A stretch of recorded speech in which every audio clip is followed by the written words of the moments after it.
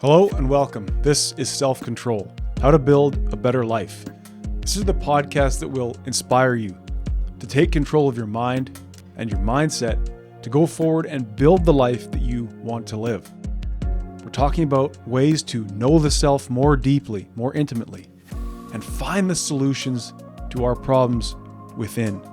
I want to address something today that is very much a work in progress for me, but it's something that I think a lot of people struggle with. And it's certainly something I see a lot of people online in certain self-help or self-development groups.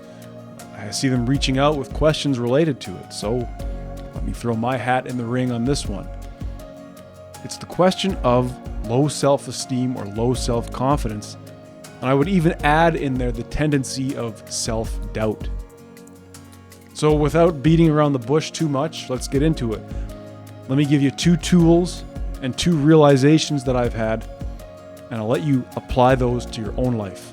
And hopefully, if low self-esteem is an issue for you, it's something you're willing to work on and something you are seeing the light at the end of the tunnel, perhaps, or are willing to believe in a light at the end of the tunnel. And perhaps a lot of what I'm saying, again, to myself, could be of use to you as well.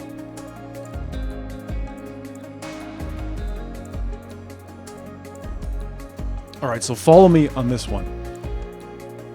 I think it's important to remember that we are not owed trust or respect or acceptance by other people unconditionally. Where am I going with this? Well, think about this now. By the same token, do you unconditionally trust, respect, admire, and accept other people in your life? Of course not. So realize that your self-esteem, how you feel about yourself, if it is based on other people's views of you, you are going to have a much harder time finding it. In fact, we might say we could never really find our self-esteem in others. By definition, the way I feel about myself, wanting to feel good about myself, cannot solely be based on the way other people view me or think about me.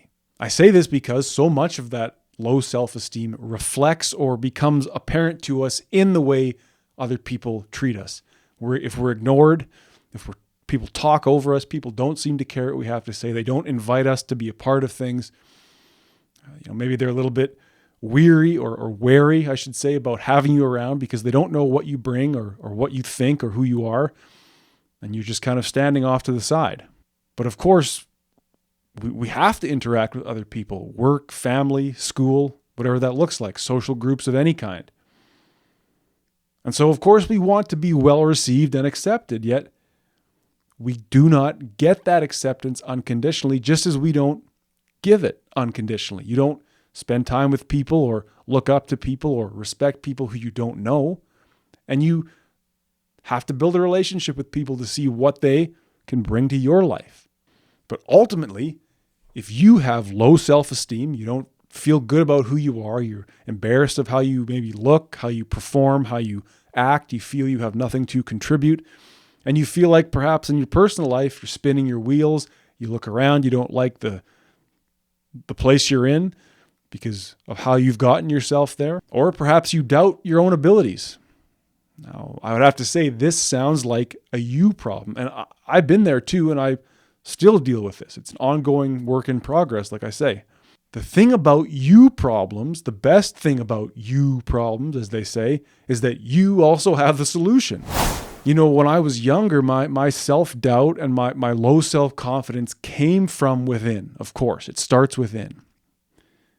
But I acted it out socially by being shy, by being quiet, by not speaking up, by maybe being self-deprecating, by being afraid to look people in the eye, to start a conversation, to keep a conversation going, to take an opportunity, to go somewhere, to try something new. And so this low self-esteem, this low view of myself became a vicious cycle, right? I acted it out, and as such, people didn't respect or admire me. They didn't bring me in. They didn't want to talk to me all the time. It became that vicious cycle, right? I can remember times when, I was doing a job and there was some people around, and I went out of my way to say, well, this is hard, or it's a lot of stairs we're going up and down here, kind of being poor me, and especially from a man saying that to a woman, even though it's just a regular work relationship. What kind of trust, what kind of admiration or respect would that instill in a person to hear you say, well, this job that we're doing, you think it's hard and you're having trouble with it and you're being kind of a baby about it. And so that fed back in. Boy, I blew it again when I said that to my coworkers. And now it washes over me yet again. And next time, who knows what I bring? Who knows where can the confidence come if you're speaking out these negativities or these weaknesses about yourself? So how about this? In order to chip away at our low self-esteem, let's talk about the word esteem. Now, going all the way back in the old thesaurus, esteem has to do with worth or merit, to appraise the worth of something, to determine or define the value. We go all the way back to the Latin root of the word. We're talking about appraising the value of something. So let me stop right there. It is up to you, first and foremost, to determine your worth and your merit. You appraise yourself. You estimate your own value. The first step I had to take was putting less emphasis on other people's appraisal of me, on other people's estimation of me. It doesn't go, I don't believe it can go completely away. We're social creatures. Our success depends on being social. But I had to appraise and estimate my own value and work to build it first. Well, how do you do this? Okay, you want others to trust you? You have to trust yourself. You want others to respect you? You have to respect yourself. You want others to admire you? You know where I'm going with this. But how can we realize, okay, I'm not fitting in, I'm not well regarded by my peers, and I have a low opinion of myself? What can we do then to begin to build that trust, respect, admiration of ourselves? Quite simply, we have to begin, at least I believe, to challenge ourselves, to see what it is we're made of and how we can build upon what we're made of. Can I start to show up to work on time every day, work hard and contribute, not just scream in that 1 minute before starting time and kind of float through the day, even though I hate this job and I hate the people? Yeah, fine. But you have the job. Can you challenge yourself to be the best worker at this job? It's a start. You might say, well, no, I can't do that because I sleep in all the time. My sleep's a mess. Okay, well, here now becomes the challenge to start rooting down, going down into who you are. Can I maybe inform myself about improving how I sleep? And through trial and error, right? Am I brave enough to maybe try some things? I'm not saying go take a bunch of sleeping pills. In fact, I'd say maybe the opposite. But can I, through trial and error, fix that maybe lower order problem? I can't get to work on time and I'm a sack of you know what when I get there. Okay, well, can I improve my sleep? Can I inform myself on how I can improve my sleep and then maybe show up at work on time with a bit more energy? Well, maybe that means exercise. Can I exercise regularly? No. Okay. Well, I have no energy. Well, again, these are all great questions to begin asking. And these are the questions I asked. It was like, people don't want to, I'm not feeling it when I'm at work or when I'm out with people that I'm trying to become in a relationship with. What are the things on my end, back at home or back in life, that I can start to do? This is that challenge. The challenge is not to go climb a mountain necessarily. The challenge is to know yourself and to find ways to develop yourself and work on the issues that sort of pile on to the issue at hand. If it's a self-confidence problem, the issue becomes I need to start challenging myself to know myself more deeply and to start solving the problems that I can solve, to get my hands on the things that I can get my hands on. And that's why I really reject this idea of self-improvement per se, and I really prefer the term self-development. You're stuck with yourself, sorry to tell you, but the self is infinite, and the self is, in a sense, fluid and ever-changing, if you like. It's up to you to craft and hone and develop yourself. What a great project.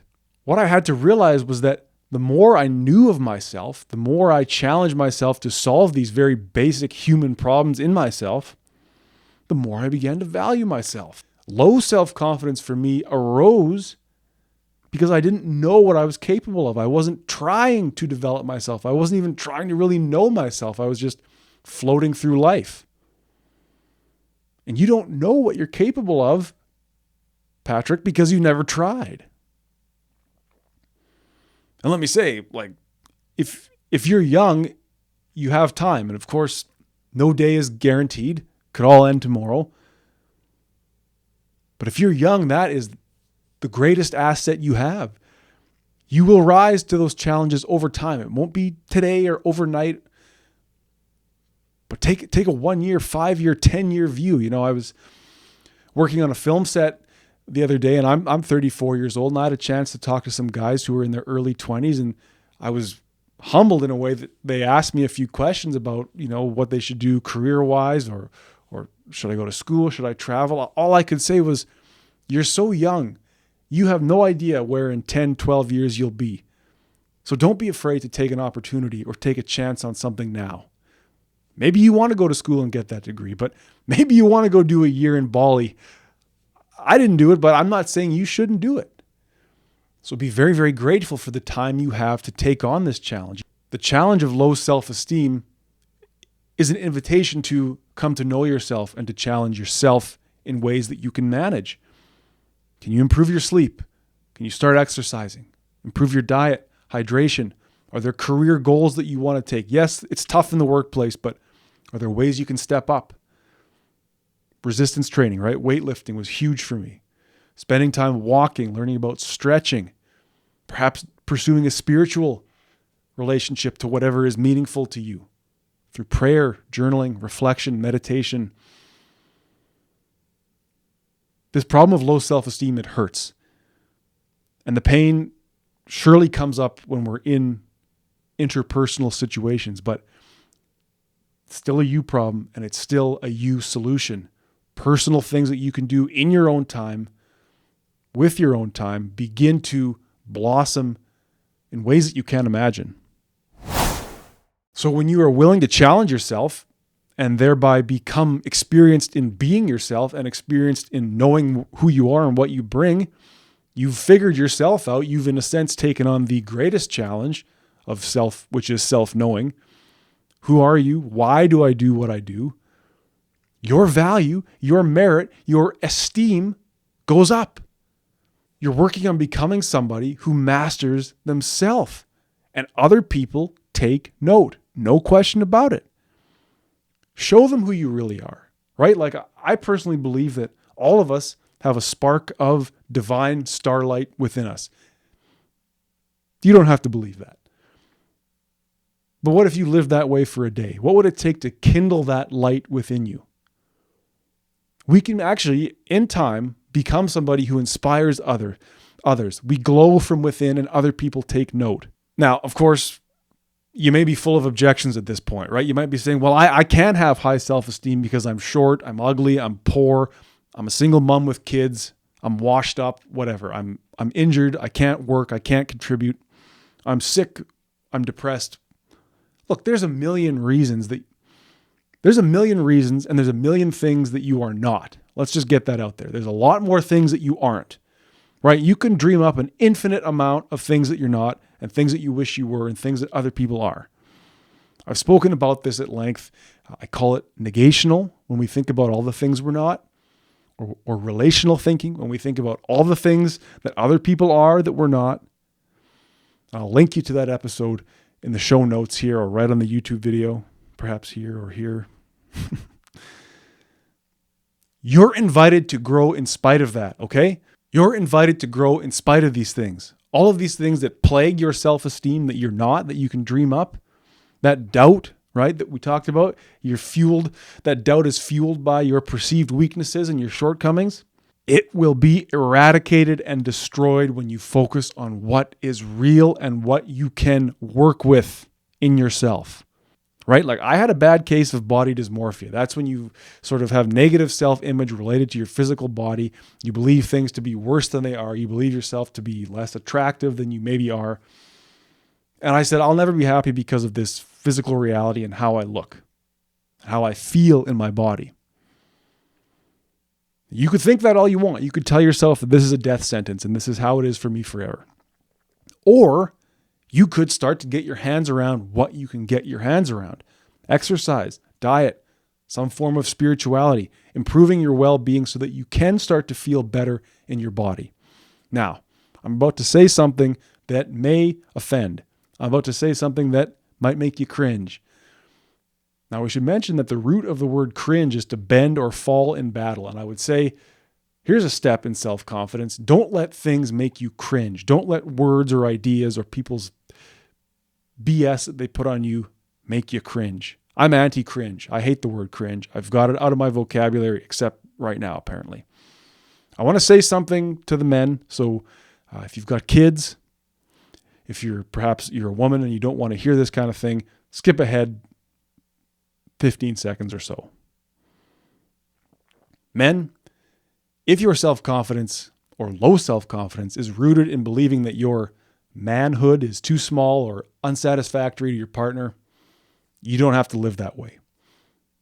I'm not going to go into it. I'm not going to advocate for any sort of surgery or anything like that, creams, pills, anything, invasive or let's say exogenous, right? Coming from the outside. There are things you can do to improve the size of your, okay? I'm just going to put that out there. Do not let that sort of thinking corrupt you and ruin your self-esteem if you're willing to do the work to improve yourself. Just as you can lift weights, just as you can run and use your body, that part of your body as well can be enlarged and improved if that's what you're looking to do. It's that willingness to believe that there is better, to believe that even the things you've been sold and told by media and other people are impossible. Okay, believe it, and then live in pain and suffering, or believe that there is a higher existence for yourself. So when I'm talking about this case of body dysmorphia, right, this sort of hatred or suffering or at least discomfort within my own body, I could say that this is my life, or I could say that maybe there is better. And that to me is the root of this show. The belief that things could be better, or the belief at least that you could strive towards better, right? We could start to treat our body a little better. We could inform ourselves on ways to improve our body. I could get off the things that are holding me back, like marijuana, pornography. I could stop running from life and start running to life. Right? I could reflect on, and again, this doesn't happen overnight. I'm talking about a 10 or 15 year set of realizations that I went through. I could reflect on who I was, what was important to me, right? What am I even interested in? These are questions that you may want to ask yourself if low self-esteem is a problem. It's like, fine. You don't think very highly of yourself, but that little worm that is you, apparently, what does he or she think is important? What are you interested in? What catches your attention? What would you, in a perfect world, if you were big and strong and cool, what would you be doing? And then start maybe doing it anyway. What do you want to build or work on? For me, it was video production. I thought I would make movies. Turns out I'm making corporate videos and shooting news and live sports. It really scratches the itch to get behind the camera every day. The podcast, I get to now share my crazy ideas with other people and get them out of myself so I can hear myself saying them and realize there's some work to be done. Above all, I realized I can't chase this validation, right? I want others to esteem and appraise me highly. I want them to admire me and respect me. The minute I started to value that less, value myself first and higher, that outside respect and admiration slowly started to come. Once I put in the effort to find solutions to my problems, suddenly people took note, because that's where the confidence comes from. It doesn't come from anywhere else but from within. I think that when we challenge ourselves, or at least I've found, challenge myself to grow, Focus on the real positive qualities. Like, look, I'm not going to play in the NBA. I got no vert, but I could be a great, great, great camera operator, a great director, someday a great cinematographer, maybe. I could be a great business person, right? I could develop relationship with clients. I could start a podcast and talk to people about my ideas. When we challenge ourselves to find those things, those positive, real qualities within us that we can build on, when we strive to be authentic, the self-esteem will grow. Doesn't come overnight, but it's up to you to answer these questions. Where can I grow? And what can I work with? In what areas of my life can I grow? What do I have that I can build on? What can I work with? And eventually learn to say, to hell with what I don't have, because I've made that up anyway, and I may have some form of it if I'm willing to look. And forget and goddamn what people say. Excuse the language. You put yourself first for 3 months, doing some of these things I talked about, and see what you can build. I bet you it would blow your mind, and I can tell you, you do this, you take this viewpoint, this worldview forward for 10 years, 12 years, you will not believe how far you can go. It would shock you and shake you to your core if you could see it, but you got to be willing to start. So thank you for listening, and thank you very much for watching. Please leave a comment on YouTube, subscribe on Apple or Spotify. We greatly appreciate the engagement. Helps the algorithm find this, helps people like you find this show who maybe could use it or who could help me refine it. And until we speak again, I got to remind you, better is possible.